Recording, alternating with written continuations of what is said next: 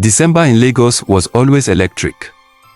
The streets of Victoria Island buzzed with shoppers carrying bags stuffed with gifts, children tugging at their parents for toys, and carolers singing in front of the neon-lit malls. Christmas was just around the corner, and the city had transformed into a haven of festive joy. Kemi Adeyemi, a single mother of two, was navigating her usual chaotic routine. She worked as an accountant at a small firm and spent most evenings balancing spreadsheets, barely finding time for herself. Christmas, for her, was more a source of stress than celebration. It was during one of those hectic evenings, while helping her son, Femi, with his math homework, that a knock came at the door. Kemi opened it to find a courier dressed sharply in a crimson jacket.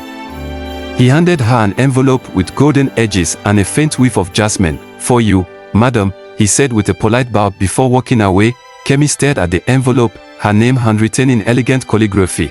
"Miss Kemi Adeyemi, you are cordially invited to the Christmas feast at Eco Towers. Your presence is requested to uncover the story of the season." The host, she blinked in confusion.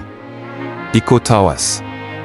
The iconic skyscraper where Lagos elite hosted events.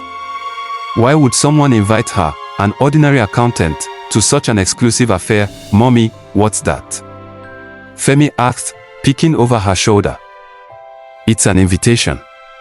But I don't know who sent it," Kemi muttered, her heart racing. The next day at work, Kemi casually mentioned the invitation to her colleague, Ada. "Wait," Ada said, nearly spilling her coffee.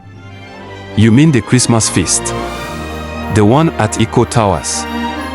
That's no ordinary party, Kemi. Only the top 1% of Lagos gets invited to that." "That can't be right.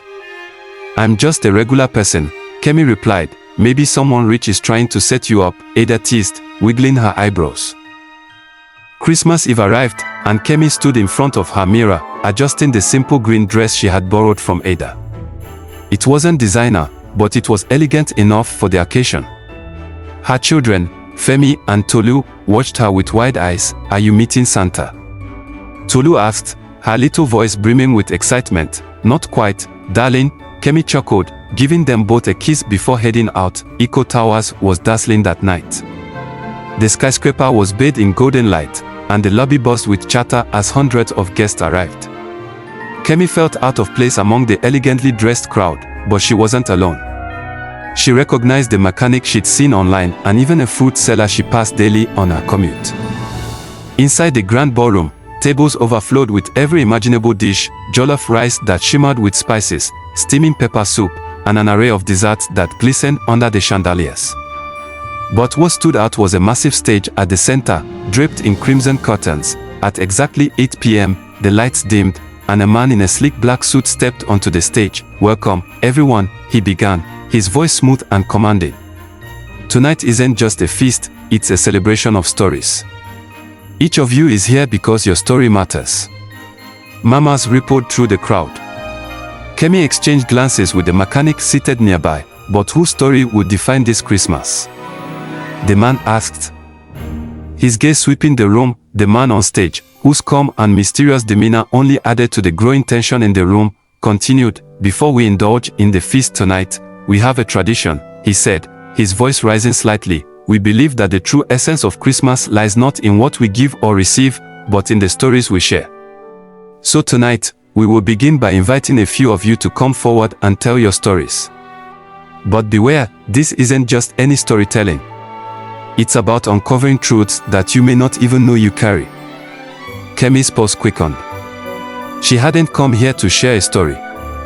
She was just a regular person, a mother trying to make ends meet, trying to survive in the hustle and bustle of Lagos. She glanced around nervously. The man scanned the crowd, his gaze sharp. "We'll start with someone who perhaps isn't expecting to be called." Kemi's breath caught in her throat as his eyes locked on hers. "Miss Kemi Adeyemi," he said, his tone like velvet. "Please, if you would be so kind as to come forward." A few heads turned. Whispers filled the air. How did he know her name? With trembling hands, Kemi stood up and made her way to the stage. The spotlight followed her every step, and as she reached the front, the man gestured for her to take the microphone. She began, but her throat felt dry. "I don't have much to share. I'm just an accountant." a mother. The crowd fell silent, waiting for her words. The man smiled gently. We all have a story, Kemi. Don't worry. You're among friends. Kemi took a deep breath, trying to steady herself. The pressure felt overwhelming. But then, in that moment, something unexpected happened. A calm washed over her. She began to speak, at first hesitantly, then with growing confidence. I grew up in Lagos, just like many of you. My family didn't have much. I lost my mother when I was young, and it was just me and my father. I was determined to make something of myself. So I worked hard through school, through university, and now, as an accountant. I've always been about making ends meet.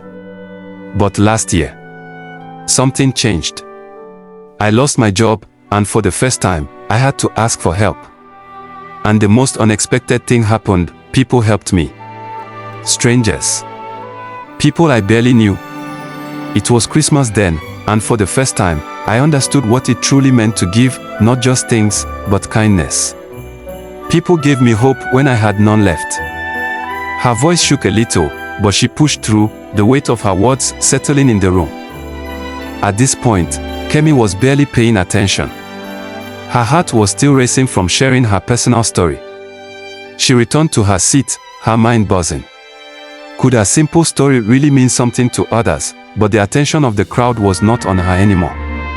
The man on stage had turned his gaze toward a man in a sharp blue suit, sitting a few rows ahead of Kemi. Mr. Femi Okoro, the host called out, Femi Okoro. Kemi blinked. She recognized the name. It was all over the city's news. Femi Okoro was the CEO of a multi-billion naira tech company, one of the most successful entrepreneurs in Lagos. He was also one of the richest men in the country, yet here he was, sitting like everyone else. The moment Femi took the stage, the room went quiet. His tall frame seemed to fill the space, but there was something about his eyes, something haunted my story. He asked, his voice betraying a hint of unease. There's nothing extraordinary about my life. I was born with a silver spoon in my mouth. I've built companies. I've donated to charities. I have everything anyone could want. But every Christmas, I feel empty. I feel disconnected. The room was silent as he continued. I've spent so much time chasing success, I've lost the ability to connect with people. I've always given, but only from a distance. This Christmas, I realized. I've never really given from my heart. I've spent years building walls around me, believing that I had to do everything alone. But after hearing Kemi's story, I know now that Christmas isn't about giving things, it's about giving yourself. It's about being present with the people you love, and with the world around you. As Femi spoke, something shifted in the room. The air felt thicker, and Kemi could see the transformation in his eyes. The hard exterior of the businessman was fading, and something softer, more vulnerable, was emerging. The host, still standing at the edge of the stage, nodded approvingly. You see, my friends, the greatest gift you can give is not the things you have, but the things you are. The kindness you share. The stories you tell. This is what Christmas is truly about. As the night went on, more people shared their stories. A teacher, a mechanic, a nurse, all shared their truths, their struggles, and their triumphs. And with each story, the room grew warmer, the air thicker with connection. When the final person finished, the host smiled widely. Now, let us feast. The tables, which had seemed ordinary moments ago, were now overflowing with dishes, rich, colorful, and full of flavor. But the magic was not in the food. It was in the room itself, in the way people were finally seeing each other. The Christmas feast was not just about filling your stomach, it was about filling your heart. The food, the laughter, and the stories became the greatest gift anyone could receive, and just as Kemi thought the night could not get any more extraordinary, the host stepped forward once more. This, my friends, he said, is not just a Christmas feast. It is the start of a new tradition. We will remember the stories we shared tonight, and we will keep them alive in the years to come. He smiled, his eyes twinkling. Now, let's make this the first of many feasts to come. And remember, every Christmas, we feast not only on food, but on the love and kindness we give to one another. The evening progressed, and Kemi found herself reflecting on everything that had happened. The noise of the banquet hall had faded into the background as she sat in a quiet corner, observing the laughter, the heartfelt conversations, and the connections that were forming. It was surreal. She, an ordinary woman who had barely made ends meet the previous year, was now sitting in the most luxurious space she'd ever been in, surrounded by people she would never have imagined herself sharing a table with. But the most unbelievable part of the night had just begun, after the final toast was made. The host, who had only referred to himself as the curator, stepped back onto the stage. He waved his hand, calling the room's attention. "My friends," he said, his voice deep and measured. "As you've all shared your stories tonight, you've unveiled more than just personal struggles and joys. You've uncovered a deeper truth about the power of community.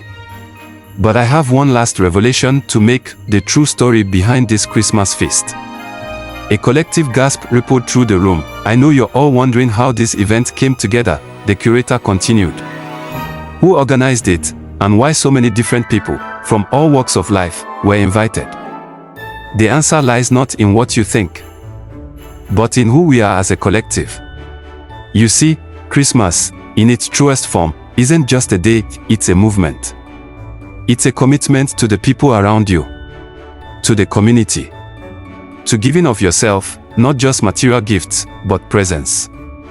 He paused for a moment, letting his words sink in. Kemi's heart pounded in her chest. There was something more to this. This feast, he said, wasn't organized by one person or a group of wealthy elites. It was organized by all of you. Yes, every single one of you who is here tonight played a part. Whether you realized it or not, your story, your kindness, and your willingness to connect have helped create this event. The people here, from the mechanic to the CEO, are all part of a bigger plan, one that will change the way we approach Christmas, and the way we live our lives. The room was still. We often think of Christmas as a celebration of things, of gifts, of excess. But what if the true meaning is to celebrate each other, to acknowledge the humanity in everyone, regardless of their background or status? What if Christmas isn't just about what we can give, but about what we can become when we truly understand each other? The curator's eyes scanned the room, and for the first time that night, Kemi realized that he wasn't speaking to a group of strangers. He was speaking directly to each of them, as though they were all connected. Kemi felt a pang of understanding. It was as though a veil had been lifted from her eyes. This wasn't just a dinner or a party, it was a call to action. As the night drew to a close, the curator approached Kemi. The music had softened, and the room's mood had shifted into one of quiet reflection. "Kemi," he said, smiling gently, "I've been watching you tonight. I've heard your story, and I see the light in you. You, more than most, understand what it means to give when you have nothing left to give. You embody the true spirit of Christmas." Kemi didn't know what to say. She wasn't used to being the center of attention. "I'm just..." she began, but the curator held up a hand. "No need to speak," he said softly. "You are a testament to the power of the human spirit. This feast is not just a celebration of food and drink. It is a celebration of you, and all the people here who have chosen to share their stories, their struggles, and their triumphs." Then, the curator did something unexpected. He handed her a small, velvet box. "This," he said, "is a gift that you can carry with you. It is a symbol of the spirit of Christmas, of the unity we've created tonight. Open it when you are ready to embrace what it means to truly give." Kemi's fingers trembled as she took the box, not fully understanding its significance. But she felt a warmth in her chest, an unexplainable connection to the moment. The curator bowed his head. "This is the first Christmas feast. The first of many. But you, Kemi, will carry the legacy. You will carry the truth of what it means to give." The next few weeks felt like a dream to Kemi. She returned to her normal life. But something inside her had shifted. She no longer viewed Christmas as a time to simply receive or worry about what to buy. Instead, she saw it as a time to connect with others, truly connect. Beyond the surface, Kemi spent more time with her children, not just in the physical sense, but in the emotional and mental sense. She made it a point to talk to them about kindness, about giving of themselves without expecting anything in return. She also reached out to those she had once considered too busy to help, neighbors, friends, even strangers on the street. She would smile at them, ask how they were doing, and offer help when she could. And each time, something magical happened. The small act of kindness would return to her tenfold on Christmas Eve, as she sat with Femi and Tolu, sharing a simple but meaningful meal in their modest apartment. Kemi opened the velvet box that the curator had given her. Inside was a small, intricately designed silver pendant. It was shaped like a heart, with a tiny inscription, "The gift of giving is the gift that lasts."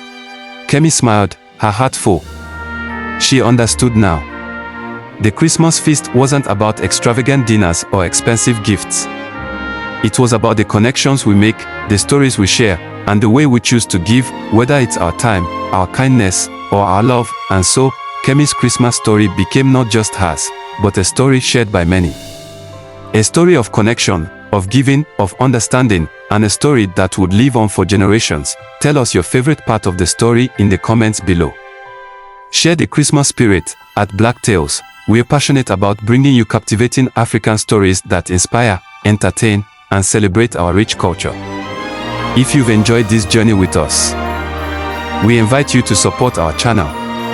Your giving helps us continue creating more powerful tales like this one. Every contribution makes a difference. Thank you for being part of the BlackTales family. Don't forget to like, share, and subscribe for more inspiring African folktales.